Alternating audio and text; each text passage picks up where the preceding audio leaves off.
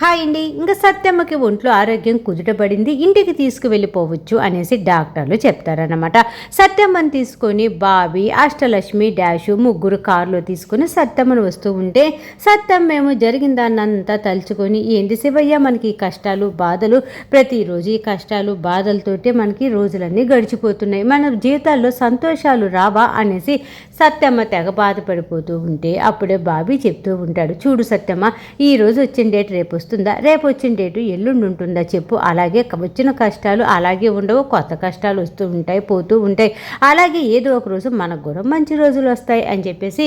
బాబీ సత్యమ్మకి చెప్తూ ఉంటాడు. అప్పుడే అష్టలక్ష్మి అంటూ ఉంటుంది, అమ్మ కొన్ని రోజులు నీ గుండె తీసి అటక మీద పెట్టు, లేగిస్తే గుండె ఒకటి పట్టుకొని గిలగిలా కొట్టుకొని పడిపోతూ ఉంటావు, దానికి కొన్ని రోజులు పని పెట్టగాకు, ఎటువంటి టెన్షన్లో పెట్టగాకు అనేసి అష్టలక్ష్మి చెప్తూ ఉంటే అప్పుడే బాబీ అంటాడు, అవును సత్యమ్మ, అష్టలక్ష్మి చెప్పినట్టుగా నీకేమన్నా నీకు ఒక్కదానికే గుండు ఉందా, అందరికీ గుండు ఉంది కదా, మరెందుకు లేగిస్తే గుండు పట్టుకొని నొప్పి వచ్చి పడిపోతావు చెప్పు, అంతగా ఆలోచించాల్సిన పని లేదు, సరే కానీ నీకు గుండె నొప్పి రావటానికి కారణం కష్టాలు బాధలు అంటున్నావు కదా, ఆ కష్టాలు బాధలు రావటానికి కారణం హాసినియే కదా, కాబట్టి కలర్ని పంపించేయమంటావా ఇంట్లో నుంచి, చెప్పు సత్యమ్మ, నువ్వు కలర్ని పంపించేయమంటే ఇప్పుడే పంపించేస్తాను అని చెప్పు అని బాబీ అడుగుతూ ఉంటాడు. అప్పుడు వెంటనే సత్యం అంటుంది, వద్దు శివయ్య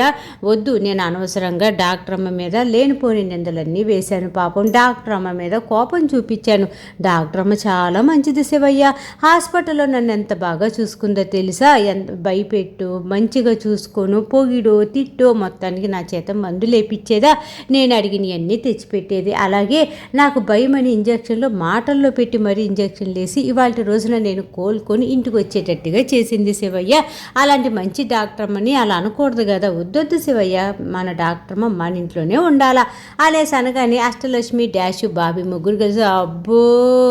డాక్టర్ అమ్మను పొగుడుతున్నావే అని చెప్పేసి ముగ్గురు కలిసి సత్యమ్మని ఆట పట్టిస్తూ ఉంటారనమాట. అవునయ్యా డాక్టర్ అమ్మ ఏది అనేసి సత్యమ్మ అడుగుతూ ఉంటే బాబీ ఏదో చెప్పబోతూ ఉంటాడు. ఆ కారులో సన్నివేశం అలా జరుగుతూ ఉంటే ఇంకా మన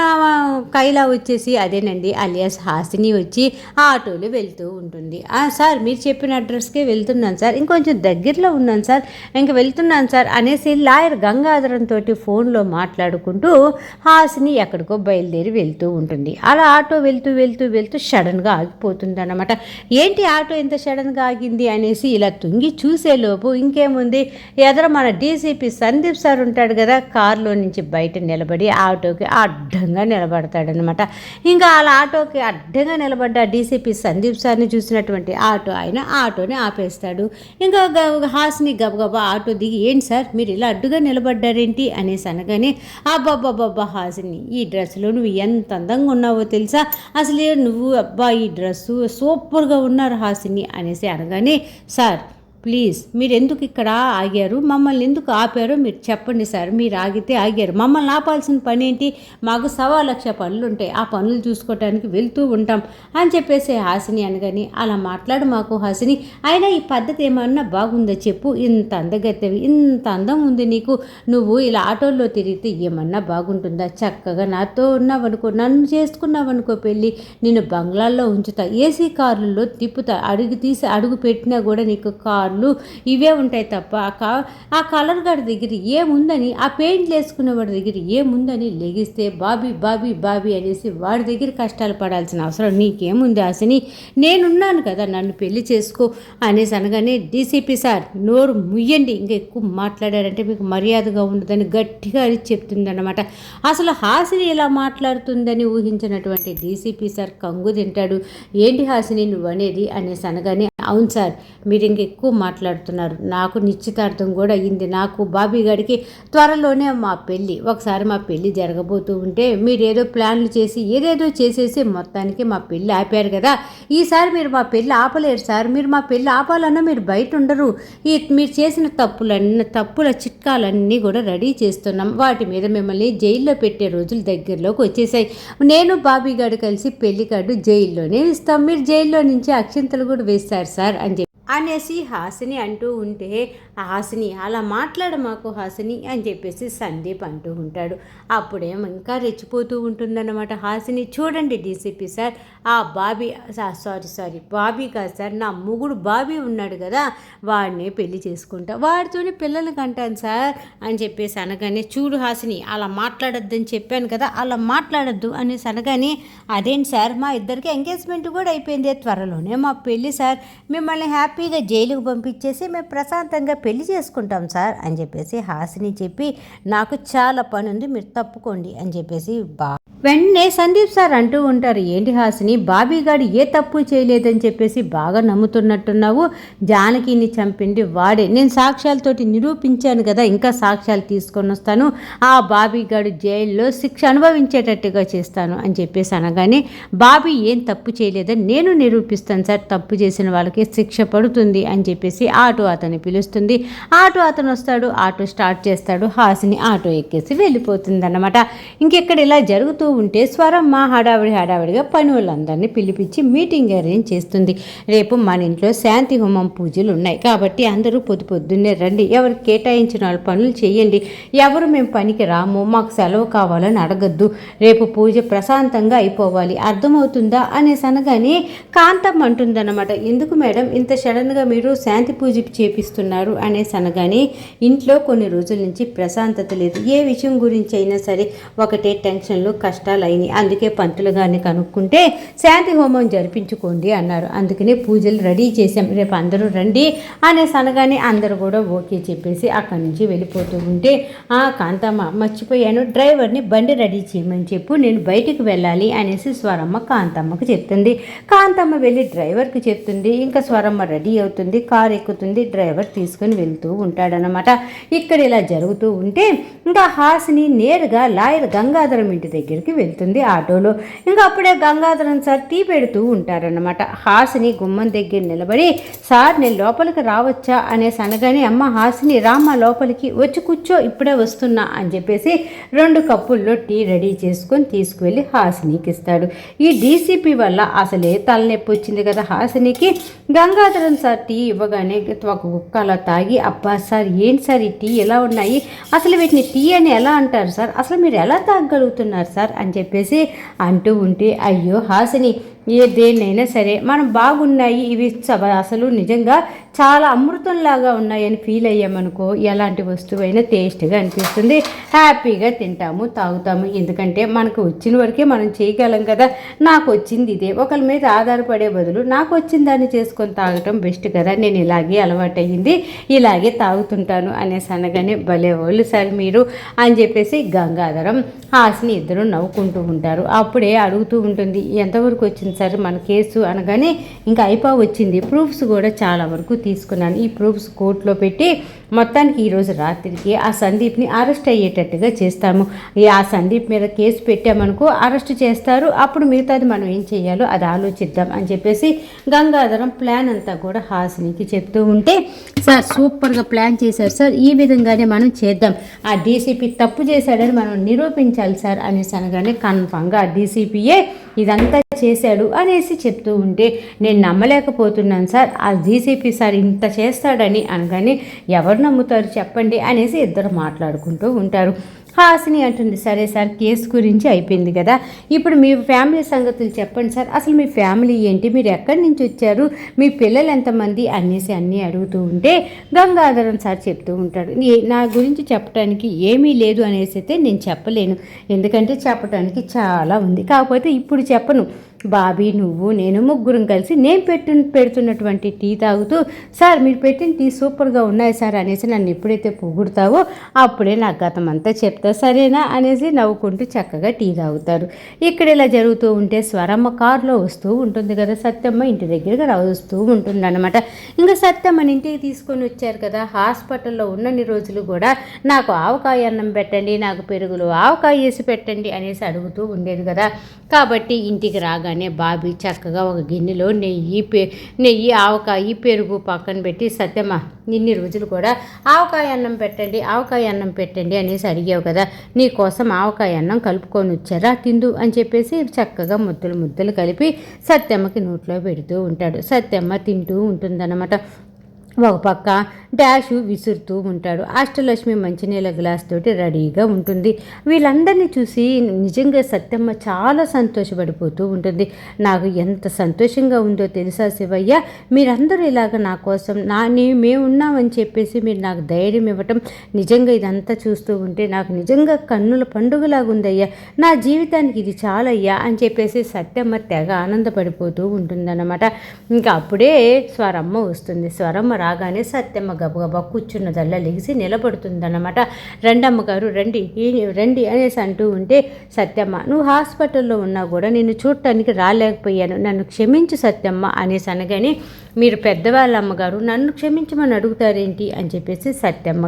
సత్యమ్మ స్వరమ్మతోటి అంటూ ఉంటే, అక్కడే ఉన్నటువంటి డాష్ అంటూ ఉంటాడనమాట, అల్లుడు నువ్వు పోలీస్ స్టేషన్లో ఉన్నా కూడా మీ అమ్మ చూడటానికి రాలేదు కదా, ఇప్పుడు నేను పలకరీయటానికి వచ్చినట్టుంది అల్లుడు అని చెప్పేసి ఇంకా డాష్ అనగానే ఇంకా స్వరమ్మ అంటూ ఉంటుంది, నేను బాబీ గారిని చూడటానికి పోలీస్ స్టేషన్కి వెళ్ళలేదని నువ్వు నా గురించి వెటగారంగా మాట్లాడుతున్నావని నాకు అర్థమయ్యింది డాషు, కాకపోతే నేను ఆ పోలీస్ స్టేషన్కి వచ్చి వాడిని చూసే అంత పరిస్థితి నాకు లేదు, ఇంకా వాడిని పలకరియాలని నాకున్నా కూడా నేను వచ్చే పరిస్థితుల్లో లేను, అర్థం చేసుకుంటున్నారని అనుకుంటున్నాను అనేసి స్వరమ్మ చాలా బాధపడిపోతూ ఉంటుందన్నమాట.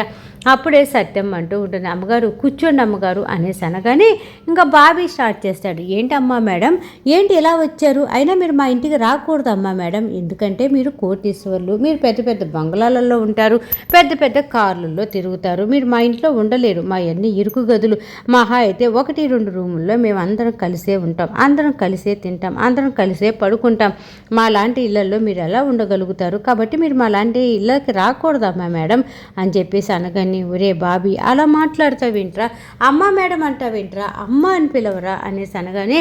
లేదు మేడం మీరు ఉన్నవాళ్ళు కదా, మిమ్మల్ని నేను అమ్మ అని పిలిస్తే మీ కొడుకు సన్నీ ఉంటాడు కదా, మళ్ళీ మా మీద గొడవకు వస్తాడు, మాకు అంత ఓపిక లేదు మేడం అనేసి అనగానే హాసిని అంటుంది, ఏంటమ్మా మేడం ఇలా వచ్చారేంటి అనేసి అనగానే, ఇంట్లో పరిస్థితులు బాగోలేదు హాసిని, లెగిస్తే ఎప్పుడు గొడవలు తలనొప్పులు చిరాకులుగా ఉన్నాయని ఇంట్లో శాంతి పూజ చేపిస్తున్నా, మీరందరూ శాంతి పూజకి రావాలి అనేసి స్వరమ్మ పిలుస్తుంది. వెంటనే బాబీ అంటాడు, ఇప్పుడే సత్యమ్మ హాస్పిటల్ నుంచి ఇంటికి వచ్చింది కాబట్టి మేమైతే సత్యమ్మ పూజకి రాదు అనేసి చెప్పగానే, ఇంకా సత్యమ్మ రాకపోతే నేను కూడా రాను పూజకి అనేసి అష్టలక్ష్మి చెప్తుంది. వీళ్ళెవరూ రాకపోతే నేను పూజకి రాను అని చెప్పేసి బాబీ చెప్తాడు. ఇంకా హాసిని అంటుంది, వీళ్ళందరూ రాకపోతే నేను ఎందుకు అమ్మ మేడం, కాబట్టి నేను రాను అనేసి హాసిని చెప్తుంది. అప్పుడు అక్కడ ఉన్నటువంటి డాష్ చెప్తూ ఉంటాడు, చూడండి మేడం వీళ్ళే రాకపోతే నేను ఎందుకు వస్తాను, నేను కూడా రాను అనగానే ఇంకా స్వరమ్మ ఏడ్చుకుంటూ, మీరందరూ అలా అనమాకండి, మీరు ఎంత బాధపడుతున్నారో నాకు అర్థమయ్యింది, ఈ బాధలన్నీ పోవటం కోసం చిరాకులు పోవటం కోసమే ఇంకా నేను ప్రశాంతంగా ఉండాలనిపిస్తుంది కదా, నాకు 2 కొడుకులు సమానమే, మీరిద్దరు ఇలా కొట్టుకుంటూ తిట్టుకుంటూ ఉంటే ఈ తల్లి మనసు ఎంత బాధపడిద్దో ఒక్కసారి ఆలోచించండి, దీని అంతటికీ పరిష్కారం ఈ శాంతి పూజ, కాబట్టి రేపు మన ఇంట్లో శాంతి పూజ చేపిస్తున్నా, అందరూ కంపల్సరీగా రావాలి అనేసి 2 చేతులు జోడించి మిమ్మల్ని వేడుకుంటున్నాను, ఈ శాంతి హోమం పూజకి రండి అనేసి అనగానే అప్పుడు వెంటనే హాసిని అంటుంది, అక్కడ డీసీపీ సందీప్ సార్ ఉంటాడు, అనవసరంగా బాబీకి సన్నీకి మధ్య గొడవలు అవుతాయి, మళ్ళీ ఆ గొడవల్లో ఈ శాంతి పూజ ఇవన్నీ తలనొప్పిగా మారుతాయి, ప్లీజ్ మేడం ఆలోచించండి అనగానే, ప్లీజ్ మీరే ఆలోచించండి, నన్ను బాధ పెట్టమాకండి, నేను నా గురించి మీరు మంచిగా అనుకుంటే మటుకు మీరు కంపల్సరీగా రేపు పూజకి రావాల్సిందే, రాము అన్న మాట మటుకు మీ నోటి వెంట వద్దు అని చెప్పేసి అక్కడి నుంచి వెళ్ళిపోతుందన్నమాట. ఇంకా వాళ్ళందరూ ఒకరి మొహాలు ఒకరు చూసుకుంటూ రేపు వెళ్ళాలా వద్దా అనేసి ఆలోచించే ప్రక్రియ జరుగుతూ ఉంటుంది. ఇంకా సన్నీ ఏమో ఈ అమ్మ ఏంటి కారు తీసుకొని డ్రైవర్ని తీసుకొని వెళ్ళింది, ఎక్కడికి వెళ్ళింది ఇంకా రాలేదేంటి అనేసి అటు ఇటు మోకాలు చెప్పులు 2 అరిగిపోయేటట్టుగా తిరుగుతూ ఉంటాడు. అప్పుడే స్వరమ్మ వస్తుందన్నమాట. స్వరమ్మని చూసినటువంటి సన్ని, అమ్మ ఎక్కడికి బయటికి వెళ్ళావంట, ఎక్కడికి వెళ్ళావమ్మా అనేసి అనగానే, సత్యమ్మ వాళ్ళ ఇంటికి వెళ్ళాను, రేపు పూజ ఉంది కదా, సత్యమ్మ వాళ్ళని కూడా ఆ పూజకు రమ్మని పిలవటానికి వెళ్ళాను సన్ని అనేసి అనగాని, అదేంటమ్మా వాళ్ళని ఎందుకు పిలవటానికి వెళ్ళావు, వాళ్ళు వస్తే పూజ ఎలా ప్రశాంతంగా జరుగుతుందమ్మా, ఆ బాబీగాడు ఏదో ఒకటి చేసి గొడవ పెట్టుకునేదాకా వదలడు, వాడు గొడవ పెట్టుకుంటే నాకేమో కోపం వస్తుంది, మాట పెరుగుతుంది, ఇద్దరం అరుచుకుంటాం, ఆ గొడవల్లో నువ్వు ప్రశాంతంగా ఉండలేవు కదమ్మా, అలాంటప్పుడు వాళ్ళని పూజకి పిలవాల్సిన అవసరం ఏముంది, వాళ్ళని పూజలో కూర్చోమని చెప్పాల్సిన అవసరం ఏముంది అని చెప్పేసి సన్ని అరుస్తూ ఉంటాడు. అప్పుడే స్వరం అంటూ ఉంటుంది, అదేంటి సన్ని అలా అంటావు, నువ్వు నా కొడుకువి, ఆ బాబీ నా కొడుకే, మీ ఇద్దరు మంచిగా ఉండాలి, కలిసి ఉండాలి, ప్రశాంతంగా ఉండాలని ఏ తల్లైనా కోరుకోదా, కాబట్టి బాబీ నువ్వు ఇద్దరు పీటల మీద కూర్చుంటే మీకు శాంతి పూజలు జరిపించాలని నా కోరిక, కాబట్టి రేపు అందుకనే నేను ఈ విధంగా శాంతి పూజ చేపిస్తున్నాను కదా, బాబీని పెంచినటువంటి సత్తమ్మని వీళ్ళందరినీ పిలవాలి కదా, అందుకే వెళ్ళి పిలిచొస్తున్నాను అనేసి చెప్పగానే, అమ్మ నువ్వు పిలవటం తప్పని నేను అనట్లేదమ్మా, నువ్వేం చేసినా ఆలోచించే చేస్తావు కాదనట్లా, కాకపోతే ఆ బాబీగా మోసగాడమ్మా, వాడు ఏదో ఒకటి చెడుగా ఆలోచించి నా మీద నిందలు వేయాలని చెప్పేసి ఏదో ఒకటి ప్లాన్ చేసి ఆ శాంతి పూజ కూడా శాంతంగా జరగకుండా చేస్తాడనమ్మా నా బాధ అనేసి ఓవర్ యాక్షన్ చేస్తూ ఉంటే, అలా అనమాకు, ఆ బాబీ అలా కుట్రలు కుతంత్రాలు చేసే మనిషి కానే కాదు అని చెప్పేసి స్వరమ్మ చెప్తూ ఉంటుంది. ఈ సన్ని ఏమో రెచ్చిపోయి, ఆ బాబీ మోసగాడమ్మా, వాడు నిన్ను మోసం చేస్తున్నాడమ్మా, వాడు నిన్ను నీ దగ్గర మంచిగా నటించి లేనిపోని నిందలన్నీ నా మీద వేసి నన్ను నీ దగ్గర చెడ్డతనం చేస్తున్నాడమ్మా అని చెప్పేసి చెప్తూ ఉంటాడా. స్వరమ్మ ఆలోచిస్తూ ఉంటుంది, బాధపడుతూ ఉంటుందన్నమాట. అలా అనమాకు సన్ని, నువ్వు బాబీ జీవితాంతం హాయిగా సంతోషంగా అన్న తమ్ముళ్ళలాగా కలిసి ఉండాలనే కదా నా ఆరాటం, ప్లీజ్ అర్థం చేసుకో అనేసి ఏదో చెప్పబోతూ ఉండేలోపు ఈరోజు సీరియల్ అయిపోయిందనమాట. ఈరోజు సీరియల్ ఎపిసోడ్ ఈ విధంగా జరిగిందండి. సీరియల్ బాగుంది, చక్కగా ఉంది, అర్థమైంది అనుకుంటే మర్చిపోకుండా నా ఛానల్ని లైక్ చేయండి, షేర్ చేయండి, సబ్స్క్రైబ్ చేసుకోండి. అలాగే కింద బెల్ సింబల్ ఉంటుంది కదా, దాన్ని గట్టిగా ఒక్క బాధేసేయండి. రేపు జరగబోయే శాంతి పూజలో ఈ బాబీకి సన్నీకి మధ్య ఏం గొడవ జరుగుతుంది, అసలు బాబీ సన్నీ దగ్గరికి వస్తాడా, ఇదంతా చూడాలి అంటే రేపటిదాకా ఆగాల్సిందే కదా. హాసిని ఇచ్చినటువంటి క్లాస్కి సన్నీకి దిమ్మ తిరిగిపోయింది కదా. రేపటి ఎపిసోడ్లో ఏం జరుగుతుందో మళ్ళీ చూద్దాం.